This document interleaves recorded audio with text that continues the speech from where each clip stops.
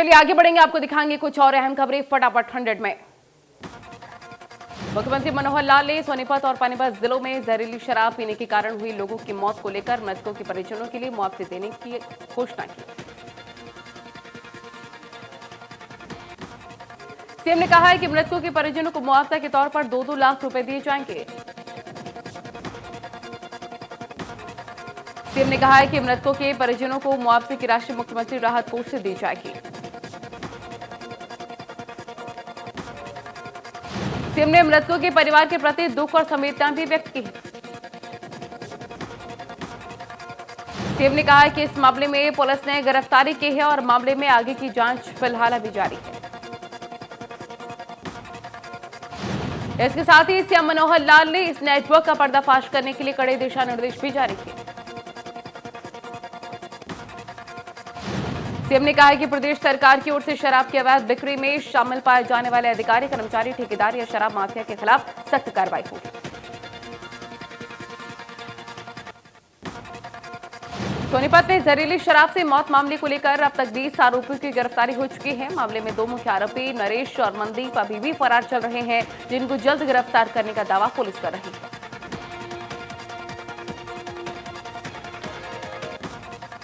सोनीपत के CIA one गांव नैना तातारपुर में जहरीली शराब बनाने वाले अजित नाम के मुख्य सरगना को उसके साथी विकी के साथ गिरफ्तार कर लिया जा चुका है।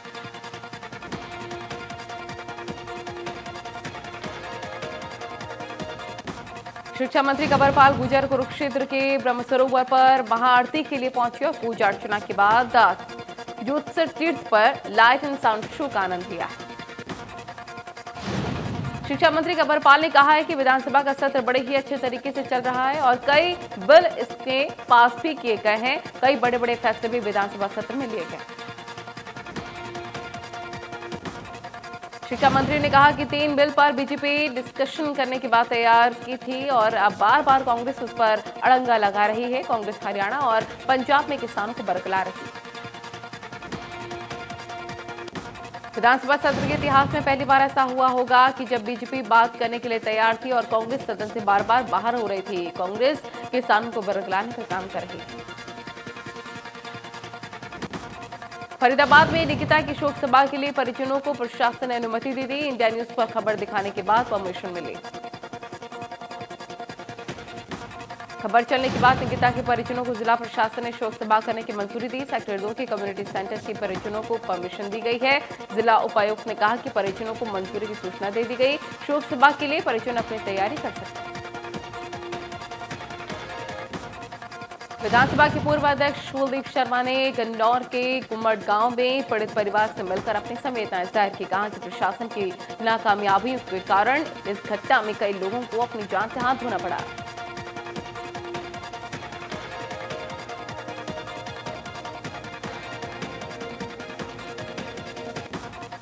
पंचायती राज में महिलाओं को 50% आरक्षण मिलने पर जींद के ग्रामीण क्षेत्र की महिलाओं में खासा उत्साह देखने को मिला। महिला सरपंच का कहना है कि इसमें महिलाओं का हौसला अफजाई होगा। सरपंच ने सरकार के फैसले का स्वागत करते हुए कहा कि सरकार के फैसले से उन महिलाओं की काबिलियत को और ज्यादा बल मिलेगा जो महिलाएं अपने गांव के लिए कुछ करना चाहती हैं।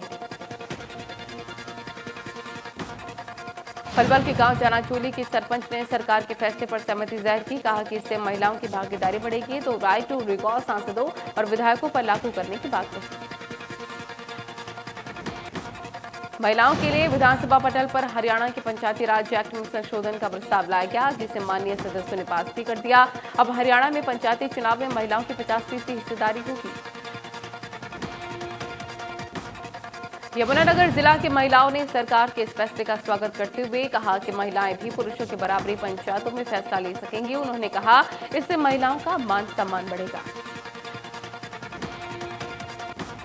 पीएम मोदी के आत्मनिर्भर अभियान के तहत ग्रामीण क्षेत्र की महिलाओं को भी सशक्त किया जा रहा है, जिसके तहत महिलाएं सहायता समूह से जुड़कर अपने परिवार के लिए अतिरिक्त आय जुटा रही है। रादौर के पुराने बस स्टैंड के नजदीक हरियाणा ग्रामीण आजीविका मिशन के द्वारा लगाए गए दीपावली स्टॉल का पूर्व राज्य मंत्री कर्णदेव कंबोज ने शुभारंभ किया और सहायता समूह की महिलाओं द्वारा तैयार किए गए अनेक खाद्यों का निरीक्षण भी किया। इस मौके पर उन्होंने कहा कि महिला सशक्तिकरण के नारे को इस मिशन की मदद से पूरा किया जा रहा है, जिससे ग्रामीण क्षेत्र की महिलाएं आगे बढ़ रही हैं। साथ ही कहा कि इन महिलाओं के लिए स्थायी जगह को लेकर सरकार से बातचीत करेंगे। पलवल के रहने वाले राजेश्वर गर्ग अपने घर की छत पर फूल लेकर हरी सब्जी तक की खेती कर रहे हैं। उनका कहना है कि लॉकडाउन होने के बाद उनके पास पर्याप्त समय बचा था, जिसके बाद उन्होंने अपनी खुशी के लिए छत पर बागवानी शुरू कर दी। राजेश्वर गर्ग ने बागवानी की शुरुआत अनलॉक 1 शुरू होने के बाद की थी। इस दौरान करीब 50 से 60 पौधे लगाए जा चुके हैं। आज उनकी 2000 वर्ग फीट की छत पर छोटी बड़ी कुल मिलाकर 500 से ज्यादा गमले हैं। फरीदाबाद में कोविड-19 के मामले को रोकने के लिए बल्लभगढ़ उपमंडल के अंतर्गत 2 दिवसीय स्वास्थ्य शिविर का आयोजन किया गया, जिसमें व्यापारियों के निःशुल्क कोविड-19 टेस्ट हो रहे हैं। त्योहारी सीजन को लेकर ये तैयारी की जा रही है, जहां पर भीड़ बढ़ने के कारण कोरोना के मामले का खतरा बना रहता है। प्रशासन की ओर से उठाया गया इस कदम की लोगों ने सराहना की और व्यापारियों से अपील की है कि सभी इस पर अपना कोविड टेस्ट जरूर कर पाएं। फरीदाबाद में सर्दी का आगाज होते ही कोरोना महामारी का खतरा बढ़ने लगा है, जिसके चलते कोरोना के मामलों में भारी उछाल देखने को मिला। इसके साथ ही बढ़ते प्रदूषण के कारण भी लोग बीमारियों की चपेट में आ रहे हैं। बढ़ते मामले को देखते हुए बल्लभगढ़ पुलिस के जवानों ने स्कूल में पहुंचकर छात्र छात्राओं को मास्क बांटे। इसके साथ ही छात्रों से इस दिवाली पर पटाखे नहीं जलाने की अपील भी की और उन्हें जागरूक किया। नरवाना राजकीय सीनियर सेकेंडरी स्कूल में कोरोना जांच सैंपल में 11वीं और 12वीं के 3 छात्रों की रिपोर्ट कोरोना पॉजिटिव आई है, जिसके बाद स्कूल की छुट्टी कर दी गई। राष्ट्रीय कैंसर जागरूकता दिवस के मौके पर लाफिया अस्पताल मंडीखेड़ा में चिकित्सकों द्वारा लोगों को इस बीमारी के बारे में जानकारी दी गई। बीमारी के बारे में जानने के लिए काफी तादाद में लोग पहुंचे। साथ ही डॉक्टर आशीष सिंगला ने बताया है कि इस बीमारी को शुरू में काबू किया जा सकता है। महंगा इलाज है, लेकिन अस्पतालों में जांच से लेकर इलाज तक मुफ्त किया जाता है। उन्होंने कहा कि चिकित्सक मानते हैं कि हर साल मौत का आंकड़ा कैंसर की वजह से बढ़ रहा है। इस बीमारी में तंबाकू, बीड़ी, सिगरेट, समोसा जैसी चीजों से परहेज करना चाहिए। डॉक्टर ने बताया है कि जूस और फल का सेवन ज्यादा करना चाहिए। बीमारी के बारे में लोगों को जानकारी हो, इसलिए जागरूकता दिवस पर डॉक्टरों की ओर से लोगों को जागरूक किया जा रहा है। दिवाली पर दियों की भारी खपत को देखते हुए कुम्हार अपने काम में जुट गए हैं। अंबाला की प्राचीन कुम्हार मंडी में मिट्टी के दिए और मूर्तियां बनाने का काम दिन रात चल रहा है।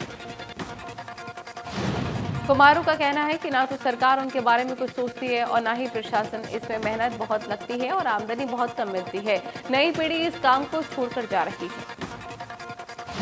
मिट्टी से बने सामान को बेचने वाले दुकानदार का कहना है कि पहले ही कोरोना की वजह से व्यापार ठप पड़ा है और अब दिवाली आने पर कुछ उम्मीद जगी है।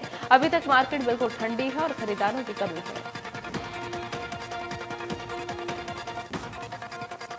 फरीदाबाद में शिक्षा अधिकारी की पहल। सरकारी स्कूलों में पढ़ने वाली 20 छात्राओं को जिला मौलिक शिक्षा अधिकारी की तरफ से ऑनलाइन पढ़ाई पूरी करने के लिए एंड्रॉइड फोन वितरित किए गए। कोरोना संक्रमण की वजह से स्कूलों में क्लासेस नहीं लग पा रही थीं, जिसको देखते हुए अब अनलॉक को लेकर ऑनलाइन क्लासेस के जरिए छात्रों को पढ़ाई कराई जा रही है। लेकिन सभी छात्रों को ऑनलाइन शिक्षा का लाभ अभी ठीक तरह से नहीं मिल पा रहा। हरियाणा सरकार की पहल पर शहीद पुलिसकर्मियों के फोटो उनके गृह क्षेत्र के सरकारी स्कूलों में लगाए जा रहे हैं, ताकि स्कूल बच्चे उनके फोटो देखकर उनके बारे में पढ़कर अपने जीवन में कुछ सीख लें। फरीदाबाद में शहीद पुलिसकर्मी युवराज मेहता का फोटो को राजकीय बाल माध्यमिक स्कूल में लगाया गया है। इस मौके पर शहीद परिवार के परिजनों और पुलिस टीम ने फोटो का अनावरण कर उन्हें श्रद्धांजलि दी। सिवानी के गांव प्रेमनगर के छात्रों के लिए खुशखबरी। अब चौधरी बंसीला यूनिवर्सिटी के 18 कॉलेज में हर कोर्स के लिए एक सीट पर छात्रों को दाखिला दिया जाएगा। ये घोषणा यूनिवर्सिटी के कुलपति ने की।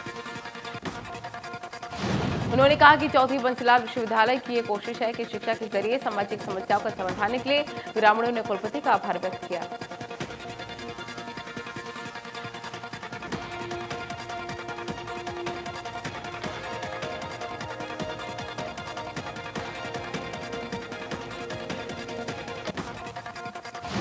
भिवानी में कई सामाजिक संगठनों ने प्रदर्शन कर खिलाड़ी मनोज यादव के हत्यारों की गिरफ्तारी की मांग की है। सामाजिक संगठनों से जुड़े लोगों ने शहर में प्रशासन के खिलाफ नारेबाजी की। प्रदर्शनकारियों ने सांसद चौधरी धर्मवीर सिंह के आवास पर प्रदर्शन किया और मनोज के हत्यारों की गिरफ्तारी की मांग को लेकर ज्ञापन सौंपा। इस दौरान सांसद आवास पर भारी पुलिस फोर्स की तैनाती। सामाजिक संगठनों के पदाधिकारियों ने कहा कि अगर उन्हें न्याय नहीं मिला तो 21 नवंबर को कृषि मंत्री जेपी दलाल के निवास पर प्रदर्शन करेंगे। चच्चर में बाजरे की उठान नहीं होने से किसान और आढ़ती काफी परेशान है। आढ़तियों की माने तो अधिकारियों से मिलने के बावजूद भी उनकी समस्या का समाधान नहीं हो पा रहा, जिससे उनकी परेशानियां बढ़ सकती। रानिया में किसानों का धरना प्रदर्शन जारी है। सुरक्षा के मद्देनजर चप्पे चप्पे पर पुलिस की तैनाती। जोहाना में अनाज मंडी के बाहर राइस मिलर्स और आढ़तियों ने हंगामा किया है। राइस मिलर्स ने मार्केट कमेटी के अधिकारियों और कर्मचारियों पर भ्रष्टाचार के आरोप लगाए। हंगामे का वीडियो सोशल मीडिया पर वायरल हो रहा है। मामले की सूचना पाकर मौके पर पहुंची पुलिस ने शाला मिलर्स को समझाकर मामले को शांत कराया है। आढ़तियों का कहना है कि अनाज मंडी में धान बिकने के बाद भी गेट पास नहीं दिया जा रहा, जिसके चलते परेशानियों का सामना करना पड़ रहा है। मामले की जांच विजिलेंस से करवाई जाए। करनाल में धान खरीदी में गड़बड़ी का मामला सामने आया है। जिला खाद्य एवं आपूर्ति विभाग के इंस्पेक्टर ने मार्केट कमेटी करनाल के सचिव सुंदर सिंह, उनके सहयोगी और कई आढ़तियों के खिलाफ संगीन धाराओं में मुकदमा दर्ज कराया। पुलिस को दी गई शिकायत में उन्होंने बताया कि पिछले दिनों नई अनाज मंडी करनाल में जब जांच की गई तो पाया गया कि मार्केट कमेटी करनाल की तरफ से लगभग 25,000 क्विंटल धान की फर्जी गेट पास काटे गए। करनाल के एसडीएम आईएएस अधिकारी आयुष सिन्हा के संज्ञान में आने के बाद मार्केट कमेटी करनाल और इस कांड के आरोपियों में खलबली मच गई। बताया जा रहा है कि प्रशासन की ओर से कार्रवाई पूरी तरह से अमल में लाए जाने के निर्देश जारी कर दिए गए। गुरुग्राम में सीएम प्लान टीम ने 2 फर्जी कॉल सेंटर पर छापा मारा है। ये कॉल सेंटर बिना अनुमति के चलाए जा रहे थे, जिसमें विदेशों के लोगों से धोखाधड़ी कर पैसे ऐंठे जाते थे। अवैध रूप से कॉल सेंटर चलाने वाले मुखिया मौके से फरार हो गए, जबकि 2 जो पार्टनर हैं उनको गिरफ्तार किया जा चुका है, जिनके कब्जे से 2 लैपटॉप और 6,48,000 कैश बरामद हो चुके हैं। अंबाला में देर रात हरियाणा में पंजाब में यूरिया की सप्लाई कर रहे 5 वाहनों को कब्जे में लिया गया। कृषि विभाग ने आरोपी को पकड़कर पुलिस के हवाले कर दिया। इन दिनों पंजाब में मालगाड़ियां नहीं जा रही हैं, तो वहीं पर यूरिया की कमी हो रही है, जिसके चलते हरियाणा के डीलर पंजाब में अंबाला के हिस्से की सप्लाई करने में लगे हैं, ताकि महंगे दामों पर यूरिया बेच सकें। कृषि विभाग का कहना है कि ये सब उनकी जानकारी के बिना चल रहा था। जिस डीलर के पास सप्लाई आई थी उसका लाइसेंस रद्द किया जाएगा और आरोपियों के खिलाफ कानूनी कार्रवाई की जाएगी। पंचकुला में डिटेक्टिव स्टाफ के इंस्पेक्टर और उनकी टीम ने चरस सहित 3 आरोपियों को गिरफ्तार किया। तीनों युवक कार से चरस लेकर जा रहे थे, जिसमें से एक नाबालिग बताया जा रहा है। इंस्पेक्टर ने बताया कि नाबालिग आरोपी से 100 ग्राम खड़क मंकोली निवासी से 150 और 50 ग्राम चरस बरामद की गई है। पूछताछ में पूरे नेटवर्क का पता लगाया जाएगा। वल्लभगढ़ वार्ड नंबर 39 के पार्षद हरप्रसाद गौड़ और उसके बेटे पर दबंगई के आरोप लगे हैं। आरोप है कि पार्षद ने अपने ही पत्नी के साथ मारपीट कर उसे घर से भगा दिया। आरोप है कि शादी के बाद से ही आरोपी दहेज की मांग को लेकर मारपीट कर रहा था। मामले को निपटाने के लिए पार्षद के घर पहुंचे महिला के घर वालों के साथ भी जमकर मारपीट हुई। मारपीट में घायल परिजनों को अस्पताल में भर्ती कराया गया। सूचना मिलने पर पुलिस ने मामला दर्ज किया। रेवाड़ी में 3 वर्षीय मासूम के साथ दरिंदगी का मामला सामने आया। पड़ोस में रहने वाले 12 वर्षीय नाबालिग ने वारदात को अंजाम दिया। मासूम का अस्पताल में इलाज जारी है। ये वारदात रेवाड़ी के बावल की है, जहां पर बच्चे को घर में अकेला पाकर आरोपी ने वारदात को अंजाम दिया। आरोपी को पुलिस ने गिरफ्तार कर लिया है। नानौद के गांव भैड़ी अमीरपुर के पास एक्सीडेंट हो गया। कार और कैंटर की टक्कर हो गई। हादसे में एक व्यक्ति की मौत जबकि 2 लोग घायल। घायलों को नानौद के अस्पताल में दाखिल करवाया गया। घायलों की हालत गंभीर बताई जा रही है। पुलिस जांच कर रही है। हैदराबाद में गैस सिलेंडर विक्रेता की दुकान में अचानक से सिलेंडर फटने से आग लग गई और पूरी दुकान धू-धू करके जलने लग गई। आग से आसपास की दुकानों में अफरा तफरी का माहौल। आग की सूचना पाते फायर ब्रिगेड की 4 गाड़ियां और 2 एम्बुलेंस की गाड़ियां मौके पर पहुंची। बड़ी मुश्किल से करीब 1.5 घंटे की मशक्कत के बाद आग पर काबू पाया गया। राहत की बात यह रही कि कोई हताहत नहीं हुआ। अंबाला के पंजोखरा में देर रात एक शख्स ने 2 लोगों पर चाकू से हमला बोल दिया, जिसमें एक युवक की मौत हो गई। बताया जा रहा है कि लड़ाई मामूली कारतूनी को लेकर हुई, जिसके बाद एक युवक ने उन पर चाकू से हमला बोल दिया, जिसमें एक की मौत हो गई और दूसरा गंभीर रूप से घायल है। मामले की सूचना मिलते ही पुलिस ने कार्रवाई शुरू की और आरोपी शख्स को 24 घंटे के अंदर गिरफ्तार कर लिया। बहादुरगढ़ के जिसौरखेड़ी गांव में कुछ बदमाशों ने एक शख्स की घर में घुसकर उसकी हत्या कर दी। बदमाशों ने युवक को गोली मारकर मौत के घाट उतारा। मृतक की पहचान सोमवीर के नाम से हुई है। सूचना मिलते ही पुलिस मौके पर पहुंची, शव का पोस्टमार्टम कराया है। अभी तक आरोपियों की पहचान नहीं हो पाई। हिसार के गांव सिसवाल में एक शख्स की गोली मारकर हत्या कर दी गई। शिव मंदिर के पास सुबह के वक्त शख्स को गोली मारी गई। मृतक की पहचान अमित गोस्वामी के नाम पर हुई। बाइक सवार युवकों ने इस वारदात को अंजाम दिया। बदमाशों ने 6 राउंड गोलियां चलाई थी, जिस पर उसकी मौके पर मौत हो गई। फिलहाल पुलिस ने मामला दर्ज कर लिया है। आरोपी की तलाश जारी है। प्रदेश में कोरोना के 2011 नए मामले आए सामने। 17 मरीजों की मौत हो गई। प्रदेश में कोरोना का आंकड़ा 1,80,000 के पार। प्रदेश में कोरोना के 15,713 एक्टिव केस। 24 घंटे में 1,638 मरीज रिकवर। अब तक प्रदेश में 1,62,814 मरीज ठीक हुए। दिल्ली के कई इलाकों में हवा की गुणवत्ता का स्तर बेहद खराब है। कोरोना के बढ़ते केस और प्रदूषण के कणों से जहरीली हवा होती जा रही है। दिल्ली के लोगों की चिंताएं भी बढ़ रही हैं। दिल्ली एनसीआर में स्मॉग के कारण विजिबिलिटी काफी ज्यादा कम है। कई इलाकों में हवा की गुणवत्ता खराब, जबकि कुछ इलाकों में हवा का स्तर बेहद खराब श्रेणी में। फरीदाबाद में भी प्रदूषण का स्तर गंभीर श्रेणी में पहुंच गया है। फरीदाबाद का AQI 300 के ऊपर पहुंचा। स्वास्थ्य विभाग के डॉक्टर चिंता जता रहे हैं, खासतौर से जो लोग सांस और दमा के मरीज हैं, उनके लिए बढ़ता प्रदूषण के खतरे की घंटी के तौर पर देखा जा रहा है। देश में 24 घंटे में 40,153 नए केस सामने। 557 मरीजों की मौत हो गई। 85,07,000 से ज्यादा टोटल केसेस।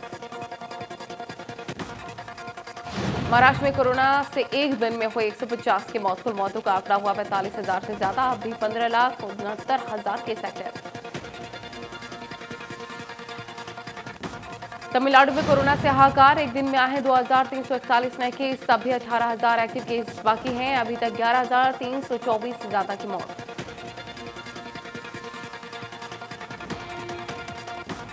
राजस्थान में कोरोना के 16,000 से ज्यादा केस एक्टिव हैं। एक दिन में 1,841 नए केस सामने। मरीजों का आंकड़ा हुआ 2,09,000 के पार।